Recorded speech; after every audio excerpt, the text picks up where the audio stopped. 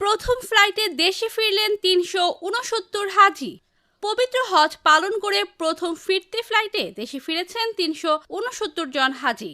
মঙ্গলবার সকাল 10টা 54 মিনিটে সৌদি এয়ারলাইন্সের ফ্লাইট SV3803 হযরত শাহজালাল আন্তর্জাতিক বিমানবন্দরে অবতরণ করেন।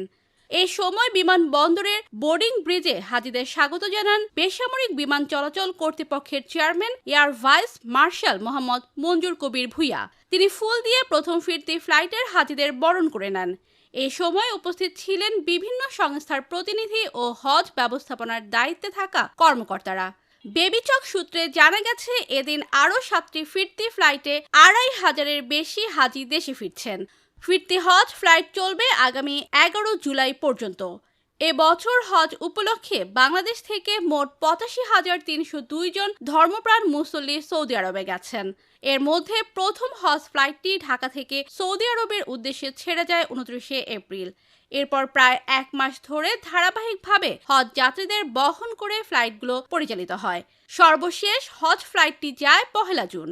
পুরো এই সময়ে মোট ২২০টি হজ ফ্লাইট পরিচালিত হয়েছে, যার মাধ্যমে বাংলাদেশ থেকে মোট ৮৫,৩০২ জন হজযাত্রী সৌদি আরবে গেছেন।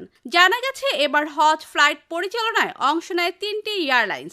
এগুলো হচ্ছে বিমান বাংলাদেশ এয়ারলাইন্স, সৌদি এয়ারলাইন্স এবং ফ্লাইনাস। ফিরতি যাত্রার ক্ষেত্রেও এসব এয়ারলাইন্স প্রতিদিন নির্ধারিত সময়সূচি অনুযায়ী ফ্লাইট পরিচালনা করবে। এদিকে ফিরতি হজ যাত্রীদের স্বাচ্ছন্দ্য ও নিরাপত্তা নিশ্চিত করতে বিমানবন্দরে নেওয়া হয়েছে কয়েকটি বিশেষ ব্যবস্থা। বেবিচক জানিয়েছেন, এফসেক পুরো হজযাত্রী চলাচল ও নিরাপত্তা নিশ্চিত করবে।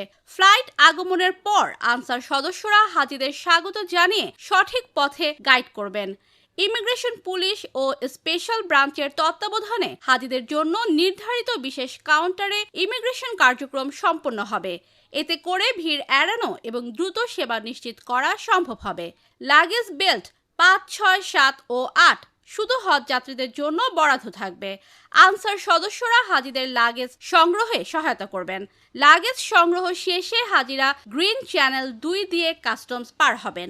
এরপর তারা বিমান বাংলাদেশ এয়ারলাইন্সের তত্ত্বাবধানে জমজমের পানি সংগ্রহ করবেন এবং ক্যানোপি 2 দিয়ে বিমানবন্দর ত্যাগ করবেন। এছাড়া এপিবিএন এর ব্যবস্থাপনায় হাজিদের জন্য নির্ধারিত ড্রাইভওয়েতে যান চলাচল সুনিশ্চিত করা হবে বলেও জানানো হয়েছে।